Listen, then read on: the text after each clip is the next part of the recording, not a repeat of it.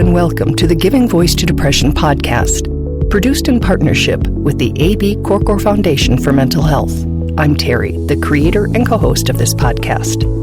I've lived with depression most of my life, and I know how easy it can be to feel all alone in the experience. I'm not alone, and you aren't either.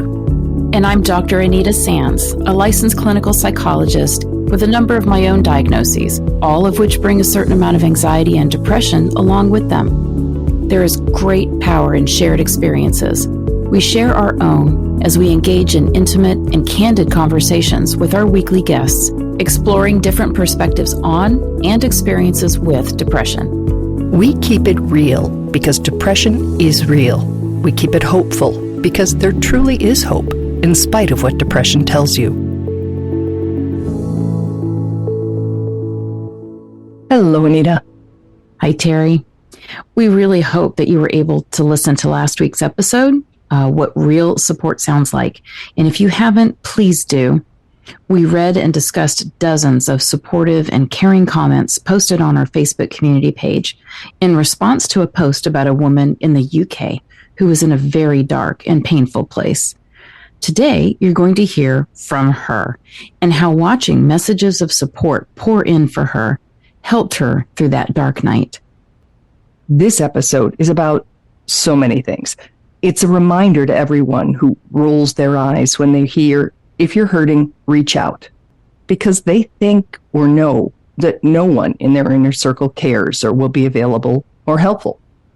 Because that night, Rosaleen learned and showed us that true support, caring, and understanding can come from total strangers if they understand. And it's also a reminder to each of us that we don't have to know or do the perfect thing when someone's hurting. Validating, not fixing someone's pain is what helps. And that support can be communicated in surprisingly simple ways. It's also a good illustration of why, instead of regularly listing the signs of depression, we encourage people to look for and explore changes in someone's behavior. Because this amazing story actually started with a complaint, and it could very easily have ended there too. So here now is Rosaleen giving her voice to depression.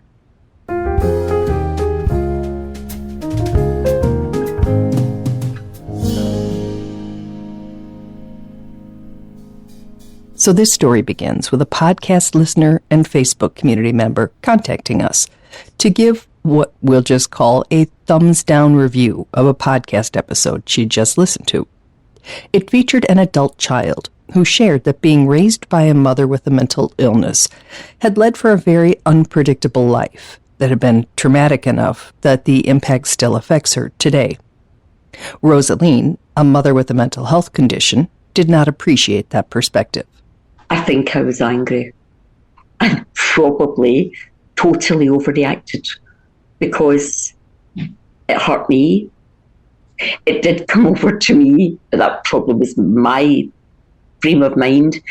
You know, that's right. Just criticise the parents who've done their best. Mm-hmm. Yes, of course, that affects your children. And sadly, it's only now that I realise probably how it's affected my daughter, especially. I didn't want to hear that because it made me feel more of a failure. Now, feeling better, I can see exactly what you mean. Yes. A quick note. We are bringing up Rosaleen's complaint for only one reason. As a reminder that not everyone's depression symptoms are withdrawal, sadness, and shutting down. Many experience negativity, aggression, and anger that are out of character or disproportionate to the triggering event. And if we react to the anger, we can miss the chance to support someone we care about who's hurting. Since we'd seen Rosaleen's comments in our community for years, we knew her to be kind and supportive. So I asked her if she was okay. She was not. I felt totally and completely, I just felt empty. I felt every time I try and get back, I get hit again. And I remember I lay down in my room and it was totally silent. And I usually love silence, but I hated the silence. I lay there. I remember thinking, please God, if it doesn't hurt, let me die. Let me not waken up. It sounds very dramatic, but that's exactly how I felt. And I remember, I think I reached out to you, and I think you did ask me, could you help? And I think I wasn't very nice. I think I said no. At that point, nobody could help. Everything hurt, and yet I felt numb, if that makes any sense at all. It does. Hurting and numb, and believing that no one and no thing could help. Yeah, that makes a lot of sense to those of us with depression. So I asked Rosaleen if she'd like me to ask the community for support. She did initially say no. I replied that I would say the exact same thing if someone asked me when I'm in it, but that others have found comfort when we did it, so I said, what have you got to lose? With her permission, I made a post. In a stock photo of people's hands held together in the shape of a heart, I wrote, Rosaleen, one of us, is not in a good place. Could you please join us in sending her support and love in hopes of shining a little light into her darkness? I lay there the whole night, and then at some point in the next, I don't know how long, I sat up and I picked up my phone, and there was all these beautiful messages, hearts, support from people who'd never met me, but who understood. I can feel myself sort of filling up just now, who understood what it was like to feel so alone and so, in a way, so misunderstood. So accents are beautiful, but they can also be difficult to understand, and we want to make sure you do not miss any of Rosaleen's reactions because they're pretty precious. She said she did fall asleep that night, and she woke to dozens of personalized messages that made her feel both understood and not alone. And I remember I just sat there, and the pain was different then. There was a sort of healing. The pain was different. There was a sort of healing. I don't honestly know how I can describe the amount of love I felt surrounded by. My name was in the centre of a heart. I stopped feeling like an individual in pain and felt that I belonged to a group of wonderful people who would understand what I was trying to say and how I felt. She stopped feeling like an individual in pain and felt instead like she belonged to a group of wonderful people who understood her. And among their pain and their problems, they had taken the time to care. And that meant the world to me. And that's why I really hate talking, but that was why I wanted to do this, because it made such an incredible difference. People believing in you, people saying, do you know what, we know how you feel, but it will get better. Again, if you want to hear the comments that people left for Rosaleen, and please feel free to internalize them for yourself, check out last week's episode, number 277, What True Support Sounds Like. Of all the comments, Rosaleen says that night the hugs that were sent had the biggest impact. People just saying, I'm sending hugs. That was probably one of the most beautiful comments. The number of people that sent hugs to someone they didn't know, but maybe to someone they understood. And that I will never forget. It just, I think it helped haul me out of this, I always describe it as this dark hole. And that night, that's what I felt. I was reaching the end of the bottom of this pit. I was never going to get out until, with all the people that took time, I'll never maybe meet many of them, but I want to thank every single person who, despite their own problems, I'm sorry, I'm quite emotional on this because it was so beautiful. I don't think in my life ever has anything made such an impact on me. Did you get that? She doesn't think anything in her life has made such an impact on her. And many of the comments were a few words, a heart emoji, or a virtual hug gif, all of which literally took seconds to send. I'm curious, you've mentioned the hugs twice, so that might be the answer. But were there any messages, and I'm asking this question because I'm wondering what is helpful to say. Were there any things that you remember reading that really resonated, that were like, oh, that helps, that makes me feel better, that makes me feel understood, accepted, loved, whatever it might have been? Most of the messages were, I understand and I'm sending hugs. Mm-hmm. Or I've been there and I know what it's like and I'm thinking about you. That probably was the best message. It was that you're not alone, because that Monday night I felt totally alone. You know, maybe people do say it will get better, and they know from experience, and that's the difference when people suffer from this illness. They can say that to me because I know they understand. Mm-hmm. You know, there weren't many long posts, and that meant it made it even better. It was just short, beautiful words of comfort. I think that most people, when they think of trying to help or support somebody who is hurting, maybe overcomplicate it. They think, I don't know what to say. I wouldn't say the right thing. I don't have the right words. And I think there's something really important here, that you're saying it was the short things. It was someone just saying, hey, I understand, and not telling you that what you're feeling is not real. That alone can be a healing and powerful message. That's what you're saying, correct? Yes, I think because if it'd been long messages, I think I'd cried so much that I probably would have skimmed through them. Not because I didn't care, but I wasn't able. These were all mostly short messages, just saying things like, thinking of you, I understand, I am sending healing hugs. I think probably that was the most wonderful thing. There was one that said, close your eyes after you read this and imagine the best hug you've ever had, and that's from me. And when I read that, I was like, oh, I loved it. It was beautiful.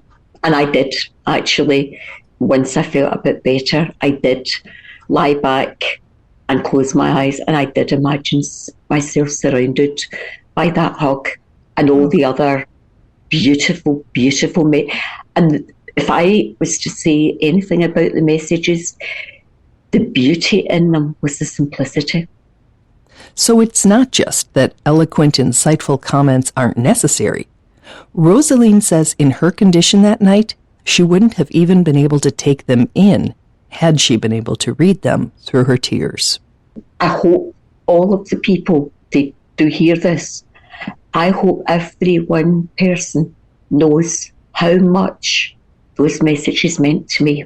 Those red, green, whatever colour of hearts. Those heart emojis that are pretty easy to send shifted her thinking. She says she was lying in bed telling herself she was worthless. And then I then realised, do you know what? All these intelligent people and beautiful people aren't wrong. I must matter. So I started to change my way of thinking. Instead of lying there thinking, I don't want to waken up, I started to think, do you know what? I don't think I'm as useless as I thought.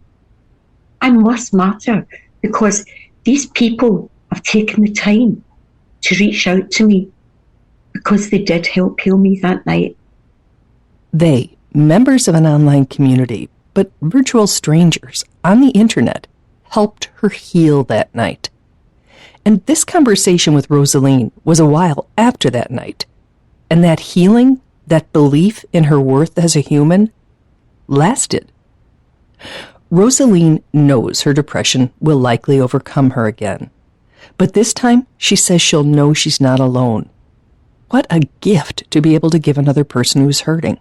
What a gift to be given ourselves. Because a few people who commented that night said that the support poured into Rosaleen was filling them as well. One other aspect of it that I found fascinating reading through them all was one person wrote, I hope you know that I'm reading these messages to you, but they're actually helping me right now at this very moment. So it is because of you that I'm able to slow down my breathing, ease my mind, and feel less anxious. Thank you for helping me. And I thought, oh, it was true, because reading through all those messages was also helping me. I was like, oh, this is nice to hear. This is nice to feel. And they weren't even directed. They were directed to you. I think it was one of the most unselfish things.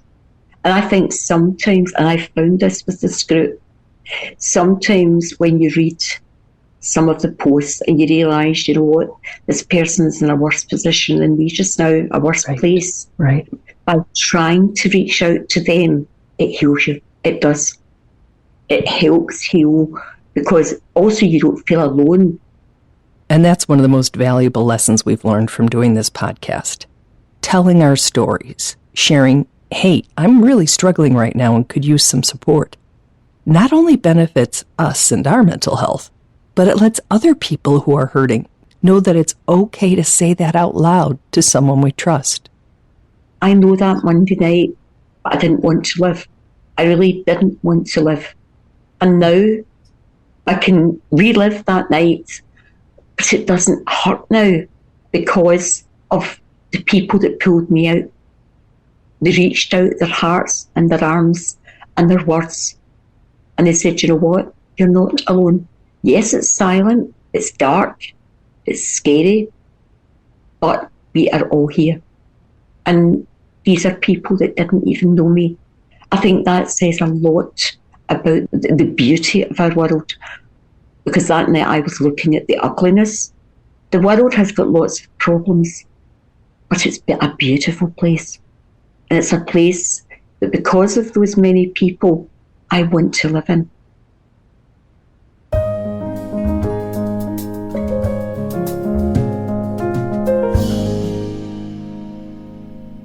We want to repeat Rosaleen's last comment. Although I can relive that night, it doesn't hurt now because of the people that pulled me out. They reached out with their hearts and their arms and their words, and they said, you know what? You're not alone. Yes, it's silent, it's dark, it's scary, but we are all here. And these are people that didn't even know me. I think that says a lot about the beauty of our world. Because that night, I was looking at the ugliness. No, the world has got lots of problems, but it's a beautiful place. And it's a place that, because of those many people, I want to live in. So, Anita, this whole thing happened several months ago, and our turnaround isn't usually that long. And I've been, not berating myself, but wondering why it was taking me so long to turn this episode around. And I now wonder, when I hear her say that, you know, that the world has lots of problems, but it's a beautiful place. And because of the, you know, kindness of strangers, to use that phrase, she wants to live in it. And I wondered if now is the time this needs to be released into the world, because of all of the hate that we are seeing play out on our televisions every single night. And maybe we just need to be reminded that collective power can come together in really positive and loving ways too. I completely agree. And, you know, I know that what we're hearing and we're seeing so much is the negative. It is the hate. It is the bad stuff. But that's not the majority of what's actually going on in the world. And that's not the majority of people. So I think this is a great reminder, you know, that the average person is caring, is capable of this incredible kindness, even to strangers. And let's talk about what kindness means here, because, you know, a heart emoji, a hug, GIF, those are things that I think most of us would not expect to have a deep and lasting impact on someone. And they did. They are. Right. Right. And maybe one person, one heart emoji wouldn't, but this was a lot. And this was, even though those are very simple gestures, they are literally heartfelt. And I think that's what Rosaleen was basically saying. She felt it. She felt it, and it had powerful, powerful impact. So I think it's beautiful. Beautiful. Just a heart emoji. Right. We can always remember we can do the heart emoji. Right. In another comment that she actually wrote, the way she described it was that her depression was telling her she didn't matter, that nobody cared, whether or not she existed. But that depression lost its power because the people who messaged her told her a different story. Mm-hmm. And I just love that. We can tell someone a different story. We can tell ourselves a different story too, if we're able. And that's one of my favorite pieces of advice we've gotten from a guest on this, is the idea of writing yourself in your own handwriting, the things you know to be true about yourself when you're healthy, and that you are a good person, and that you do have some worth in this world, and that you are worthy whether or not you are making, big waves in the world. And then you can pull that out and read it when you're really, really hurting, and your own mind and your own voice is contradicting what is in fact true. That's right. That's right. But I'm a huge fan of those self affirmations. Reading positive affirmations can be helpful, but the ones that you know to be really true about yourself when you're in both your right mind, your right, emotional space, I think those are very powerful. And I love that that's a recommendation that you're making. It's really good. When you heard Rosaleen describing this night, what was going through your mind as a therapist? I work with so many people who can identify with that. We call them dark nights of the soul, and you feel absolutely, completely alone. All of the things that normally would bring you some sense of light or, joy or lift you up, they're completely absent. And, her response initially with that complaint was hopelessness. It came from hopelessness. Like, no, it's not going to help. And you posted something that was really unhelpful to me and made my depression even worse, made me feel worse about myself. And I think that's just a very common place that depression can bring us to, is it's hopeless. Nobody cares. Nobody's ever going to care. It's never going to get better. All the typical lies. And it is amazing to me that she heard you, partly because of your persistence, that, okay, go ahead, still not believing it would be helpful. Oh, no, she said if I'd asked her if she wanted to drink arsenic, she might have said yes to stop the exchange, which made me feel kind of bad. But I wasn't trying to be pushy. I just was saying, hey, it's helped other people. It can't hurt. Should we try? Right. Well, and that's to me that loving, gentle, kind persistence, where maybe we are making ourselves a little bit of a pest, but again, looking back on it, that person will likely be thankful that you were. Maybe in the moment, it's a little irritating, but, sometimes a little bit of that persistence is really good. But I just think it's amazing that she said, go ahead, still not believing it was going to do any good at all, which is, of course, where the depression was. And then just little by little. And because people did it in those, like she said, the short messages, the emojis, nothing long that she had to try to consider or end up debating with herself about whether it could be true or not. Just, I love that simple, kind, short words. I've been there. You can do this. You're not alone. The heart emojis had such a powerful impact. And honestly, it's something for us to remember, that no matter how bad you can be feeling, how dark the place is, if you can just kind of weather it and wait for the little bits of light to start coming in, it's going to get better. And you don't even have to believe that it's going to. I think that's important. I can't have a person who's in a place of depression believe that it's going to get better. You can hope, maybe a little bit. You can say, well, you'll have to think that or believe that for me. And that's okay too. But this is really just incredible evidence that bringing something positive, light, kind, hopeful, loving, caring, worthiness, affirmations, all of these things that basically just kind of beat depression away, it actually works. It actually works. And the source matters so much, because it was because every one of those people was coming from a place of knowing and their own personal experience. Because if someone, I'll say on the outside, for lack of another term, if they say, you'll be fine, that it's not that different from what those posts were. But because those came from like, hey, I have been in that pit and I'm letting you know that there are ways out, even though I know you can't hardly believe that right now. That is just so different. Even if it's the same words, the fact that it is coming with intention and, that, what's the phrase, experts by experience. Yeah. Right? It's coming from a place of knowing. Yeah. There's an element of trust there. Yes. And the ability to maybe let that in. Like, maybe I can consider it if you've had this experience. Maybe I can actually hope to believe this. So yes, very, very powerful words, but coming from people with that personal experience, that lived experience, makes it even more powerful. Absolutely. Oh, thank you so much, Rosaleen. Thank you for reaching out in your own way, for saying yes when we asked if we could help. And thank you to everybody who posted. And I hope that the people in our Facebook community are listening and they know that they made a difference on that really, really dark night. And also, if you're not, and if you are on Facebook, I know all the different feelings people can have about Facebook, but if you're there, look for Giving Voice to Depression and join us. There's, 12,000 plus people. And when we need to come together, obviously we do.